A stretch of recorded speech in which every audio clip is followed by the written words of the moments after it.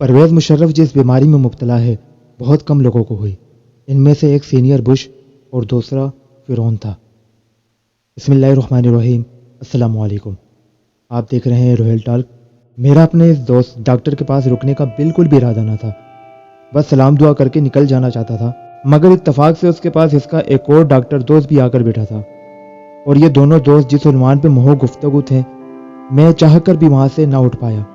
گفتگو دلچسپ بھی تھی، سنسنی خیز بھی اور عبرت ناک بھی، سو میں وہیں رک گیا۔ یہ کچھ دنوں پہلے کی بات ہے، جس دن سابق صدر پرویز مشرف کی موت کی خبریں دھڑا دھڑ چلائی جا رہی تھی، اور اسی تناظر میں سینئر ڈاکٹر اپنے جونیئر دوست کو اس پراسرار بیماری سے آگاہ کر رہا تھا، جس نے اس شخص کو اپنی گرفت میں لے کر اہل جہاں کے لیے یوں عبرت کا نشان بنا دیا کہ دنیا کے جدید ترین ہاسپٹلز اور ماہر ترین ڈاکٹرز نے بھی ہاتھ کھڑے کر دیے۔ ڈاکٹر بتا رہا تھا کہ اس بیماری کو ایمیلوئڈوزس کہتے ہیں، اور دنیا میں یہ ایسی نایاب بیماری ہے کہ اس سے بہت کم لوگ متاثر ہوتے ہیں، بلکہ آپ یوں کہہ لیں کہ اس بیماری کو قدرت نے چند ایک مخصوص کرداروں کے لیے رکھا ہوا ہے، ایسے کردار جن پر خود کو ہی سب کچھ سمجھ لینے کا جنون اور پاگل پن سوار تھا۔ ایسے لوگوں کو جب یہ نایاب بیماری اپنے بے رحم شکنجے میں لیتی ہے تو ان کے پورے جسم کے اعضاء یعنی دل، دماغ، گردے، تلی اور جسم کے دیگر حصوں کے سیلز میں ایمیلوئڈ کے غیر معمولی پروٹین جمع ہونا شروع ہو جاتے ہیں۔ ان پروٹین کی غیر معمولی افزائش کے نتیجے میں متاثرہ شخص کے اعضاء کی کارکردگی نہ صرف متاثر ہوتی ہے بلکہ یہ مریض ہلنے جلنے سے بھی قاصر ہو جایا کرتا ہے۔ 79 سالہ سابق صدر 2018 سے اس پراسرار اور نایاب بیماری کا شکار ہیں، جس کی وجہ سے ڈاکٹروں نے ان کی حالت کو تشویشناک قرار دے رکھا ہے۔ یہ بیماری کیوں لائق ہوتی ہے؟ اس سوال کے جواب میں ڈاکٹر صاحب نے حیران کر دینے والا جواب دیا کہ میڈیکل سائنس باوجود اتنی تحقیق و جدید ہونے کے ابھی تک یہ کھوج لگانے میں ناکام رہی ہے کہ اس بیماری کے لائق ہونے کی وجوہات کیا ہے۔ البتہ بعض ماہرین کا خیال ہے کہ جین میں تبدیلی اس بیماری کے لائق ہونے کی وجہ ہو سکتی ہے۔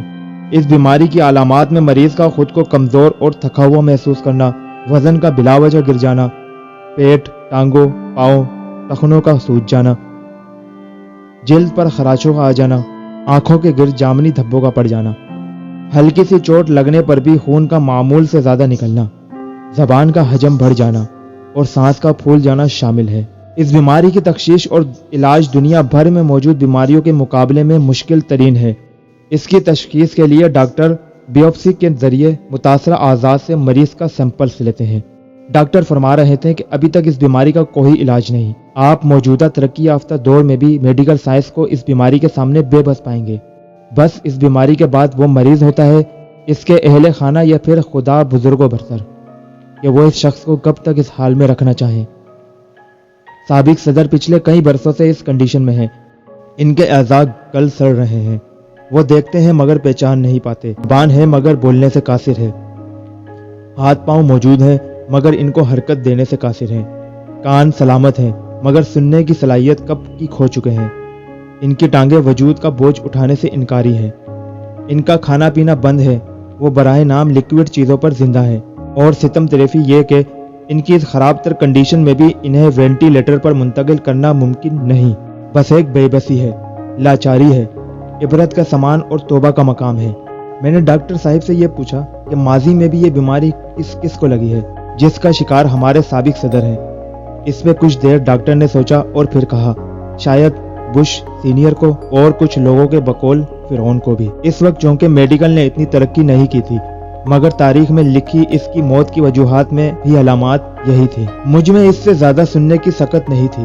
میں تیز قدموں سے نکلا اور باہر موجود بھیڑ میں گم ہوتا چلا گیا۔ سابق صدر کا موضوع جو کہ جلد کلوز ہونے والا ہے، اس پہ میری یہ غیر جذباتی تحریر آخری تحریر ہے، کیونکہ میں نہیں چاہوں گا کہ کسی مرنے والے پہ ایسا کچھ لکھا جائے جو مناسب نہ ہو۔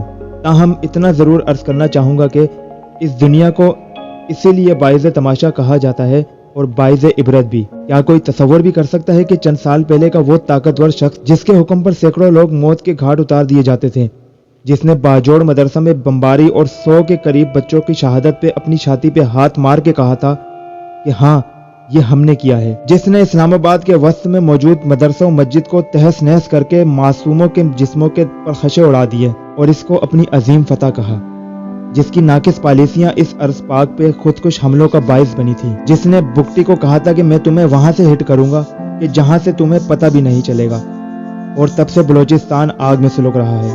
جس نے کراچی میں ان گنت معصوم لوگوں کی خون آلود لاشوں کو سڑکوں پہ پڑا دیکھ کر اسلام آباد میں مکہ ہوا میں لہراتے ہوئے کہا تھا کہ آج کراچی میں دیکھ لی تم لوگوں نے ہماری طاقت۔ یہ جتنی بھی باتیں میں نے کہیں واللہ علم یہ سچی ہیں پرویز مشرف کے بارے میں یا نہیں، ایک تحریر تھی جو میں نے آپ کو سنا دی۔ سچ کیا ہے اللہ بہتر جانتا ہے۔ وہ شخص آج دیار غیر میں لاچارگی و بے بسی کی تصویر بنا موت کا منتظر بھی ہے اور خواہش مند بھی، مگر موت اس سے کوسوں دور بھاگ رہی ہے۔ وہ اپنے وطن سے دور ہسپتال کے ایک گمنام کمرے میں پڑا واپس اپنی مٹی میں مدفن ہونے کا خواہش مند اور درخواست گزار ہے۔ جلد ہی اس کی بچی کچی اور ٹوٹی جڑتی سانسیں اس کا ساتھ چھوڑ جائیں گی، اور یوں کسی قبرستان میں مٹی کے ایک ڈھیر کا اضافہ ہو جائے گا جس کو کوئی بھی کبھی بھی مڑ کر نہیں دیکھے گا کہ یہاں کون مدفون ہے۔ جگہ جی لگانے کی دنیا نہیں ہے، یہ عبرت کی جہاں ہے تماشا نہیں ہے۔ اللہ تعالی ہم سب مسلمانوں پر اپنا رحم فرمائے اور ہمیں آخرت کی تیاری کرنے کی توفیق عطا فرمائے۔ انشاءاللہ کسی اور ویڈیو میں ملاقات ہوگی۔ چینل سبسکرائب ضرور کر لیجئے تاکہ میرے روزانہ کی ویڈیو کے اپڈیٹ آپ کو ملتے رہیں۔